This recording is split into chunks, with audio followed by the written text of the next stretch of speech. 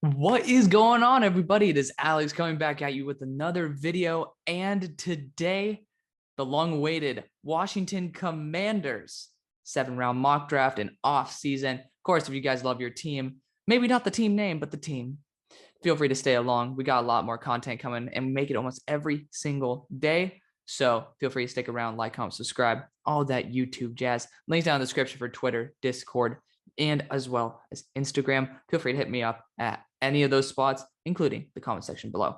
Let's click into this. And of course, it's not going to click in. Yes, there we go. Good. So these are some guys who are going to be potentially leaving in the offseason. These are our key free agents. Brandon Scherff, starting off right here. Obviously, you guys get to see the positions. The signed question mark means if you guys are new to the series, because I have 2 other videos out, if not 3, depending on which order I put this in. It's whether I think they should be re-signed / should they be re-signed or will they? So with Brandon Scherff, I do think they should re-sign him. I don't think he wants to be re-signed. I think he's that good of a talent that he's going to want to go to some place where he can make a big impact to a winning team. And this team, you just need to hit the reset button for maybe 2 years and like kind of be that 8-9, 9-8 record, which is still damn good, and be able to just continue developing your team because as you guys saw on the front, because I've already pre-recorded the mock draft, you guys have a future. So Brandon Scherff, I just think he's going to go someplace that wants to pay him a shit ton and will be able to offer him a Super Bowl trophy because he is that damn good. So cheers to the staff that drafted Brandon Scherff because he is absolutely phenomenal. Pretty sure he was a tackle out of Iowa as well. So great to see how he ended up playing a different position at a very high level. Ricky Seals-Jones, again, I kind of contemplated whether I'm going to fully factor this into my decision in the mock draft as well as in the next couple slides, but I think he performed really well for this team, and you can get him for sub 10 million a year. Obviously, the market value right now is around 15 for the top end tight ends, and the lower end ones are a bit higher than halfway, even if they're not half the talent. You don't need to give that much guaranteed on this contract, but Ricky Seals-Jones is a good contributor. Ryan Fitzpatrick, again, I just don't think he wants to re-sign with this team. He could, maybe he should, but honestly, when you have a different style of quarterbacks trying to take over, having somebody of Ryan Fitzpatrick's mold, probably not the best. Cornelius Lucas, he shouldn't be brought back solely because you just gave Charles Leno a $37.5 million deal. That's it.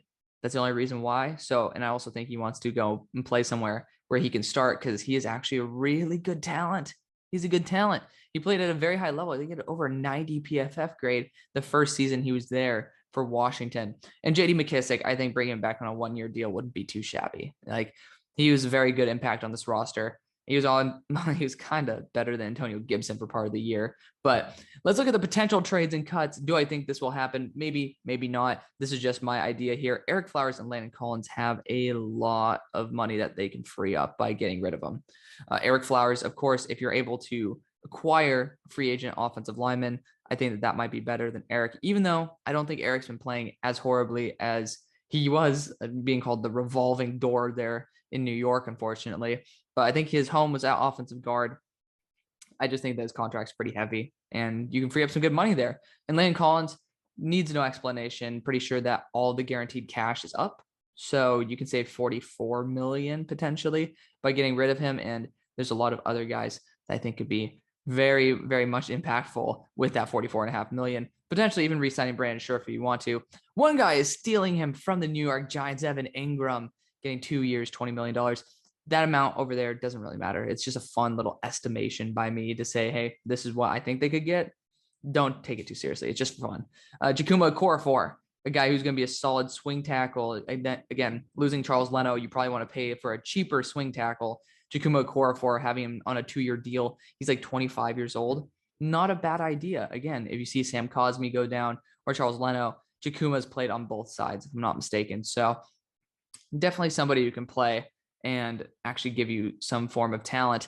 LVE, another guy, I'm dropping him in here. I dropped him in, well, it might be a spoiler alert, on the Giants video. I just think that he should be going to one of these teams. I really do. I think that this is a place where you're kind of desperate for that linebacker talent, and getting somebody to make an immediate impact is not a bad idea. Even if he's been playing very terribly, that is a good sign because you get him for cheap, and you've already seen that a couple years ago, he was pretty damn solid. So I think that you should definitely take a chance on him, especially for the cheaper price tag. Laken Tomlinson, another guy who's been pretty damn solid as an offensive guard, getting him for a $7 million contract for a year to fill in where Scherf is lost, or Eric Flowers, not bad. Not a bad choice at all. And Tyrod Taylor, having him as a solid backup as well to Heineke would not be a shabby thing either, especially if you don't want to target a quarterback. But again, you need 3 quarterbacks on roster. I don't think Taylor Heineke is the best mentor for quarterbacks. Tyrod Taylor was able to make Davis Mills into a better one. So that is going to be the prequel to the mock draft. You guys enjoy on the far side. Welcome in, everybody. You guys know what time it is. It is a mock draft time. Let's kick it. Let's have some fun. Let's not delay this any longer. Of course, I got to reiterate to like, comment, subscribe. And of course, we got a fan mock that's going to be coming up. So if you guys want to be a part of that, feel free to join the Discord. Hit me up in the DMs and start finding out a little more information. Nothing's confirmed yet, but the first place you're going to hear about it, and probably the only place in that Discord. So we'll go from there. Of course, you guys are new to the series. We do not take trades because, as we like to call it, RNG, I think just too random. So number 11, I think a good spot to look would be quarterback, and you have plenty of options here. Now, of course, we could respect the board and wait till the second where we're going to get Sam Howell. I respect that.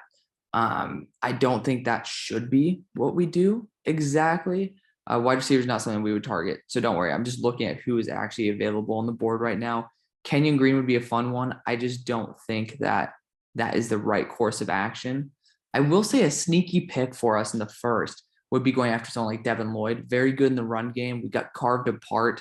Then again, I don't know if going back-to-back first-round linebackers would be bright, especially when there are guys like Darian Beavers, Leo Chenal, even Troy Anderson, guys who are really good against the run.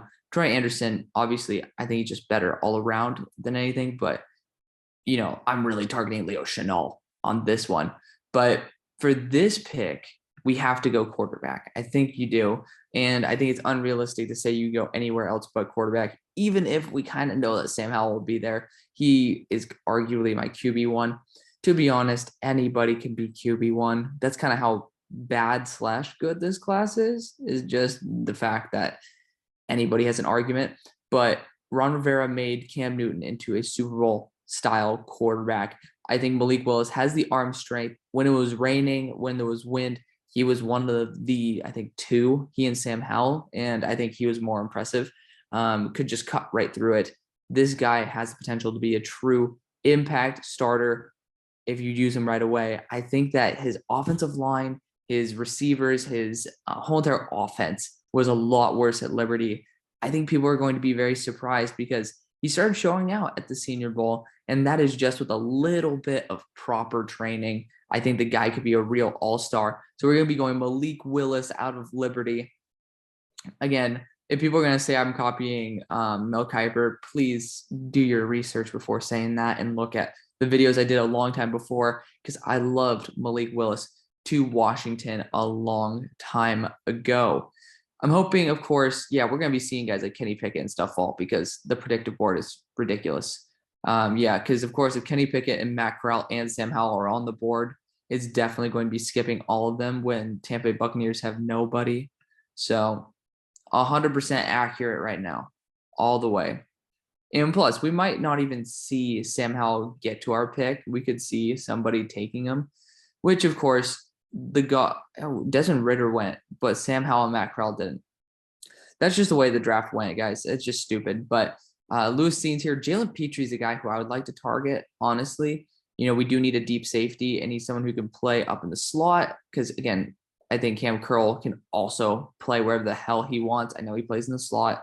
Linebacker, again, I kind of want to go after someone like Leo Chenal in the 3rd round. I think that'd be a much smarter move. You could go corner here. It is possible that Kendall Fuller could be cut. He has a very large contract. Kyer Elam wouldn't be a bad option there. Again, guard should be something we do target, though. And Sean Ryan can play tackle as well. Not saying that we need it because Charles Leno, if I'm not mistaken, got a 3-year $37.8 or $37.5 million contract. That being said, Sean Rhyan, I think, fits him best as a guard, and I think he could be a first-round quality offensive guard. So that's actually where we're going to go. We're going to go Sean Rhyan here out of UCLA. Again, I'm not going to try to go for repetition for picks inside of each division. So Tyler Smith already got taken to the Cowboys, if I'm not mistaken. And even if I slip up and take somebody by accident 2 times in a row, I'm not going to consciously do that. And I know that Tyler Smith's probably been taken.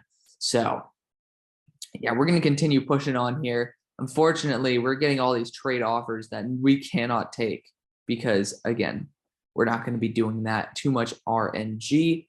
So a guy who I'm dying to take him right now, and I'm praying to God that he does not get taken, and he probably won't based off of the depth of this class, is a linebacker in Leo Chenal.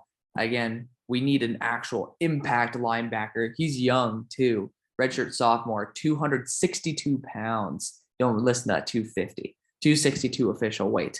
Of course, that's pre-combine, but current official weight, 262. This guy can plug the run better than anybody. Graded out as linebacker 4 for me in the long run with a 2nd-round grade with a good margin from the next guy.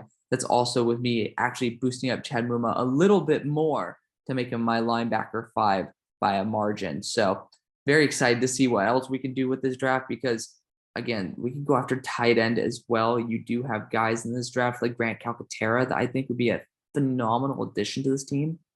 We might have already taken Grant Calcaterra, though. So, unfortunately, that might not be an option because I know Greg Dulcich, I already took him in my New York Giants mock draft. So, there you go. I think we did say we are going to re-sign Ricky Seals-Jones, so I think that's okay to say that we're going to pass on one. Going edge here wouldn't be horrible just because I think Sam Williams would be excellent depth. I think he's a starter, but of course on this team, that doesn't mean much.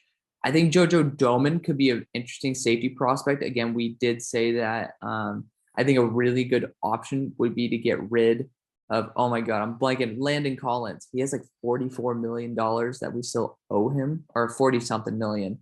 And pretty much all of it is not guaranteed.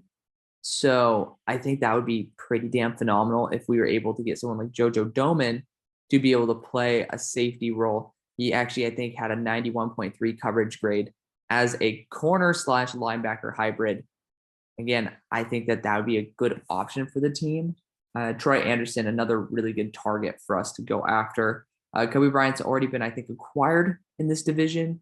Nick Cross would be a phenomenal athlete that we could use as a deep safety. He also can play strong. If I'm not mistaken, he is an extreme athlete. And he actually does pop off quite a bit. So Kyle Krabs actually looked at this one. That's pretty cool. But just wanted to see his range here. Like untapped potential. I just want to see it because I actually haven't read his scouting report on here.